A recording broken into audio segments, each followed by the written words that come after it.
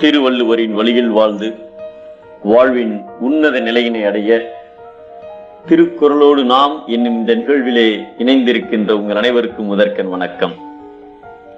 இன்றைய திருக்குறள் எண் 649, அதிகாரம் சொல்வன்மை. அவ்வை பாட்டி நம் தமிழ் மூதாட்டி. அதியமான், உக்கிர பெருவழுதி, சேரமான் போன்ற மதியுடை மன்னர்களின் அரசவையை தனது கவிதையால் அலங்கரித்தவர். இனிய கவிகளை பாடி விரிந்த பொருள்களை சுருங்கிய சொல்லால் எவரும் எளிதில் தெரிந்து கொள்ளுமாறு விளக்கி கூறுகின்ற ஒரு அற்புதமான பாட்டி.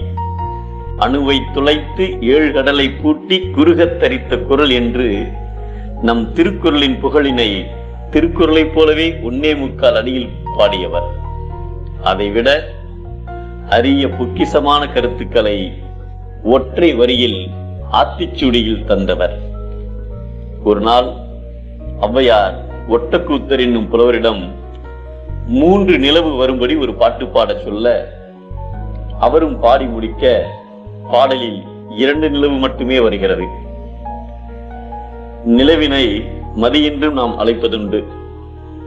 உடனே ஔவையார், ஒட்டா ஒரு மதி கெட்டா என்றார்.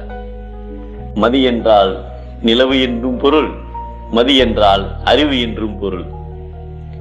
தெளிவாக சொல்வதற்கு சில சொற்களே போதும், பல சொற்கள் தேவையில்லை என்பதைத்தான் வள்ளுவர் பல சொல்ல காமொருவர் மன்ற மாசற்ற சில சொல்லல் தேற்றாதவர் என்று அழகாய் பாடினார்.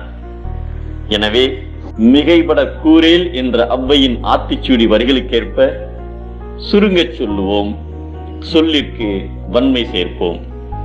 மீண்டும் அனைவருக்கும் நன்றி, வணக்கம்.